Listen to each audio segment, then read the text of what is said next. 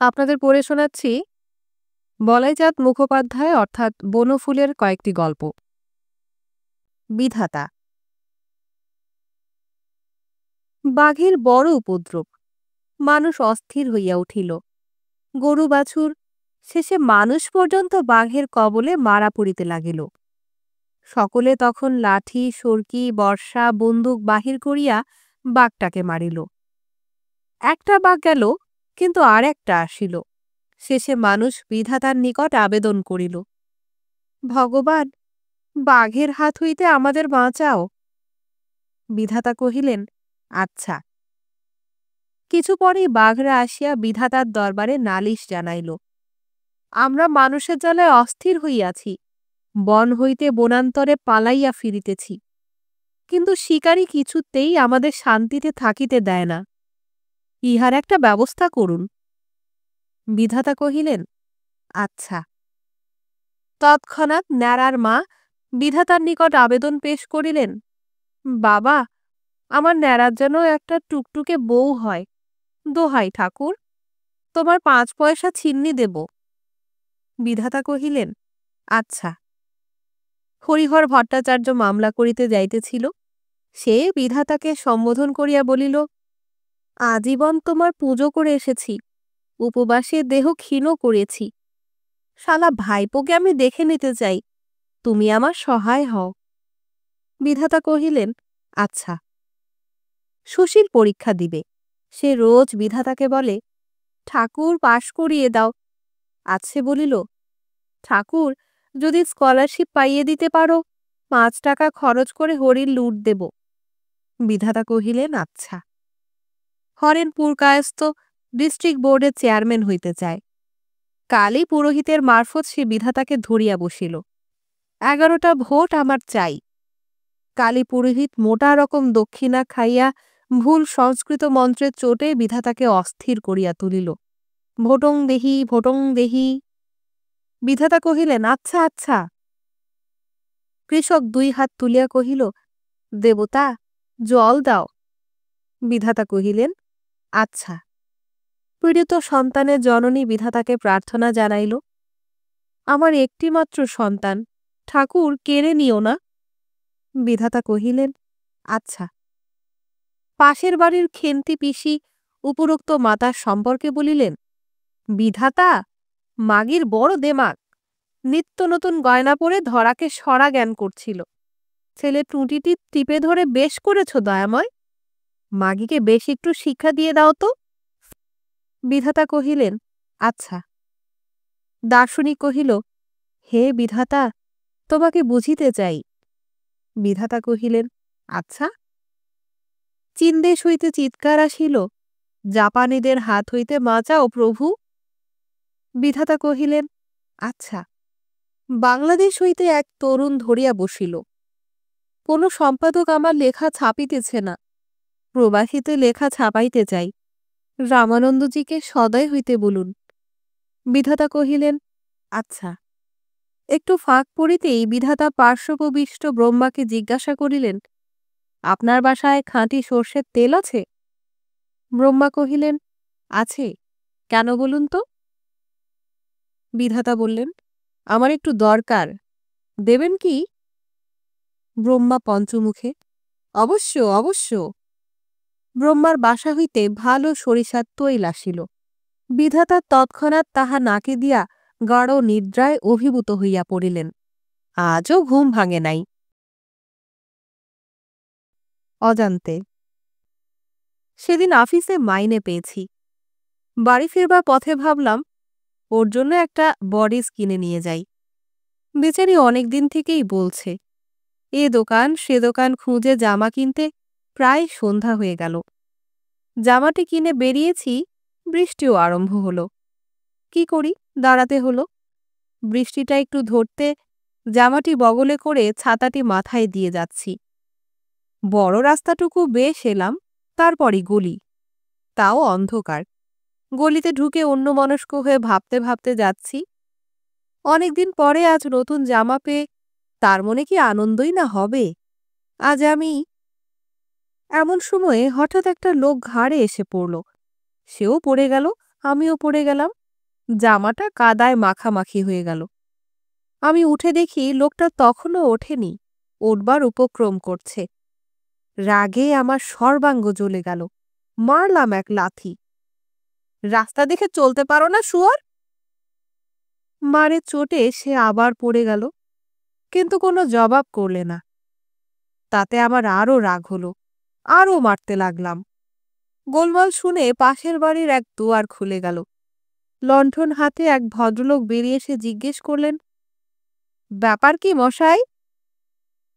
দেখুন দেখি মশাই, রাস্কেলটা আমার এত টাকার জামাটা মাটি করে দিলে, কাদায় মাখামাখি হয়ে গেছে একেবারে।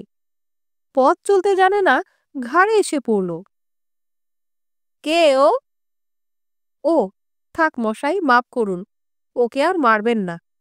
ও বেচারা অন্ধ বোবা ভিখারি, এই গলিতেই থাকে। তার দিকে চেয়ে দেখি মারের চোটে সে বেচারা কাঁপছে, গাময় কাদা, আর আমার দিকে কাতর মুখে অন্ধদৃষ্টি তুলে হাত দুটি জোর করে আছে। সমাধান।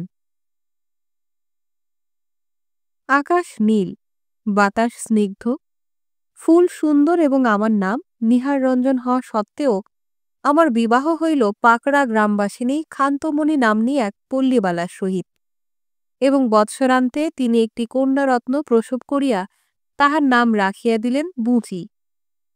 নামকরণটিতে একটু আপত্তি করিয়াছিলাম, তাহাতে বাড়ির এবং পাড়ার সকলে সত্য কথাই বলিল, এই কালো কুৎসিত মেয়ে, তার নাম পুষ্পমঞ্জুরি দিবি নাকি? তোর যত সব অনাছিষ্টি। মেয়েটা কুৎসিতই ছিল, রং তো কালোই, একটা চোখ ছোট আর একটা বড়, তাছাড়া কিরকম যেন বোকাহাবা ধরনের, মুখে সর্বদাই লালা ঝরে। পুষ্পমঞ্জুরি নাম দেওয়া চলে না তা ঠিক। বছর দুই পরে খান্তমণি মুচিকে লইয়া বাপের বাড়ি গিয়াছেন। সেদিন রবিবার, কাহারও কাজকর্ম নাই। চণ্ডীমণ্ডপে বসিয়া নানা আলোচনা চলিতেছে। হঠাৎ আমার কথাই উঠিয়া পড়িল।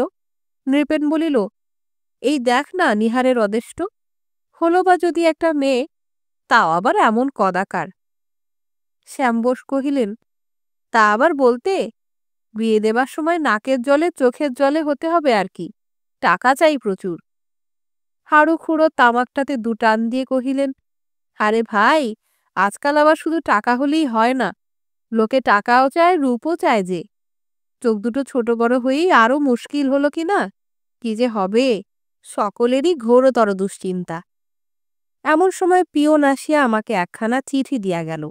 নৃপেন বলিল, কার চিঠি হে? আমি চিঠিটা পড়া শেষ করিয়া বলিলাম, বউ লিখেছে, বুচি মারা গেছে কাল। বাড়তি মাসুল। একেই বলে বিড়ম্বনা। আমি একজন ডেলি প্যাসেঞ্জার। সেদিন সমস্ত দিন আপিসে কলম পিষে ঊর্ধ্বশ্বাসে হাওড়ায় এসে লোকাল ট্রেনের একখানি থার্ড ক্লাসে বসে হাঁপাচ্ছি। এমন সময় দেখি সামনের প্ল্যাটফর্ম থেকে বোম্বে মেল ছাড়ছে, আর তারই একটি কামরায় এমন একখানি মুখ আমার চোখে পড়ে গেল, যাতে আমার সমস্ত বুক আশা আনন্দে দুলে উঠল। বহুদিন আগে আমার এক ছেলে তারকেশ্বরে মেলা দেখতে গিয়ে ভিড়ে কোথায় হারিয়ে যায়, আর ফেরেনি। অনেক খোঁজ খবর করেছিলাম, কিছুতেই কিছু হয়নি। ভগবানের ইচ্ছা বলে মনকে প্রবোধ দিয়েছিলাম। আজ হঠাৎ তারই মুখখানি, হ্যাঁ, ঠিক সেই মুখটি বম্বে মেলের একটা কামরায় দেখতে পেলাম। আর কি থাকতে পারি? তাড়াতাড়ি গিয়ে বম্বে মেলে উঠলাম। সঙ্গে সঙ্গে মেলও ছেড়ে দিল। ট্রেনে উঠে আবার ভালো করে দেখলাম, হ্যাঁ, ঠিক সেই। পাশে একটি বৃদ্ধও বসে আছেন। ভয়ে ভয়ে রুদ্ধ নিঃশ্বাসে জিজ্ঞেস করলাম, এতদিন কোথায় ছিলি? আমাকে চিনতে পারিস? হায় ঈশ্বর, সেই উত্তর দিলে হিন্দিতে, হামরা নাম পুছতে হ্যাঁ কিউ? হামারা নাম মাহাদাও মিসর, ঘর সাপরা জিলা। সমস্ত মনটা যেন ভেঙে গেল। মনে হলো যেন দ্বিতীয়বার আমি পুত্রহারা হলাম। বৃদ্ধটি বললেন, হামারা লড়কা হ্যাঁ বাবুজি, আপ ক্যা মাংতে হ্যাঁ? রুদ্ধ কণ্ঠে বলিলাম, কিছু না। বেহারি ছাপড়াবাসী পিতাপুত্রকে বিস্মিত করে দুফোঁটা চোখের জলও আমার শুষ্ক শীর্ণ গালের ওপর গলিয়ে পড়ল। বর্ধমানে নামলাম। আবার এক্সেস ফেয়ার বাড়তি মাসুল দিতে হলো। এবারের গল্পের শিরোনাম চোখ গেল। সাধারণের চোখে হয়তো সে সুশ্রী ছিল না। আমিও তাহাকে যে খুব সুন্দরী মনে করিতাম তাহা নহে, কিন্তু তাহাকে ভালোবাসিতাম। তাহার চোখ দুটিতে যে কি ছিল তাহা জানি না। তেমন স্বপ্নময় সুন্দর চোখ জীবনে কখনো দেখি নাই। দুষ্টু বলিয়াও তাহার অখ্যাতি ছিল। সেই কুরূপা এবং চঞ্চলা মিনি আমার চিত্ত হরণ করিয়াছিল। তাহার চোখ দেখিয়া আমি মুগ্ধ হইয়াছিলাম। মনে আছে তাহাকে একদিন নিভৃতে আদর করিয়া বলিয়াছিলাম, ইচ্ছে করে তোমার চোখ দুটো কেড়ে রাখি। কেন? ওই দুটোই তো আমাকে পাগল করেছে। আমি সবচেয়ে ওই দুটোকেই বেশি ভালোবাসি। এত ভালোবাসিতাম, কিন্তু তবু তাহাকে পাই নাই। অজ্ঞাত অপরিচিত আরেকজন আসিয়া বাজনা বাজাইয়া সমারোহ করিয়া তাহাকে লইয়া চলিয়া গেল।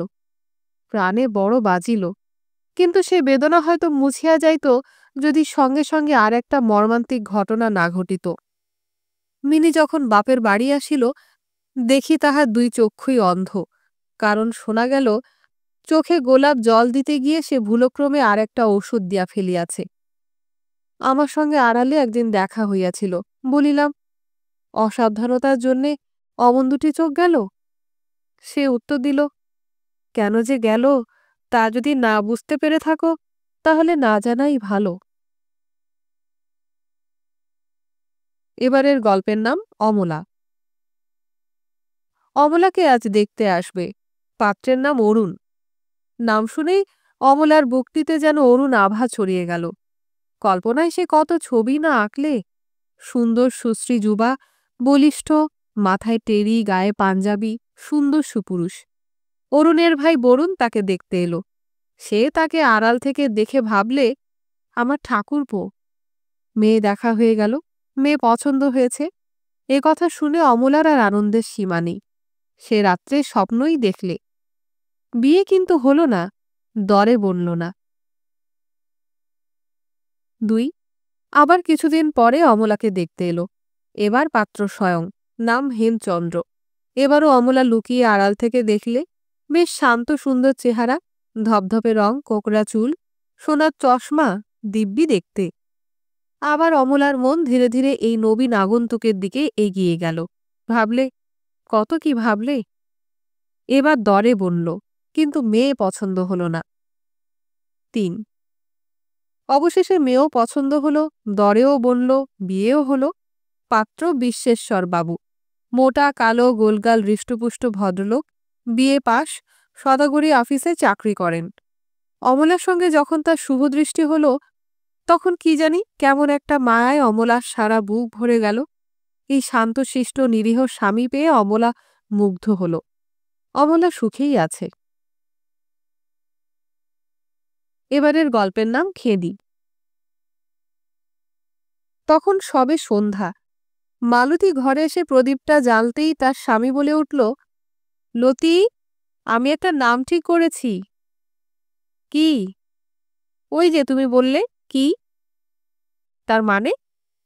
ইংরেজি কি মানে চাবি, আর বাংলা কি একটা প্রশ্ন। মেয়ে মানুষের পক্ষে বেশ মানানসই নাম হবে। এখন কোথায় কি তার ঠিক নেই, এখন থেকেই নামকরণ। আর আমার মেয়েই হবে, তুমি জানলে কি করে? ও জ্যোতিষীর কথায় আমার একটুও বিশ্বাস নেই। না না, ঠিক মেয়ে হবে, দেখো তুমি। আমাদের শ্যামবাবু জাগ্রত জ্যোতিষী। ধরো যদি মেয়েই হয়, তা বলে ওই নাম রাখতে হবে? কত সব ভালো নাম আছে, যথা শরৎশশী, নিভাননী, ইন্দুবালা, প্রভা, প্রতিভা, সুধা, আশালতা, এই সব তো সব বাজে, পুরানো, সেকেলে একঘেয়ে। আমার মেয়ের নাম হবে একেবারে নতুন। মালতীর প্রসব হবার 2 মাস পূর্বে তার স্বামী কলেরায় মারা গেল। প্রসব হতে গিয়ে মালতীও মারা গেল। জ্যোতিষীর কথা ফলেছিল, মালতীর মেয়েই হয়েছিল। সে এখন তার মামার বাড়ি সোনারপুরে মানুষ হচ্ছে। তারা তার নাম রেখেছেন খেদি। এবারের গল্প পারুল প্রসঙ্গ। ও কি তোমাদের মতো উপায় করে খাবে নাকি?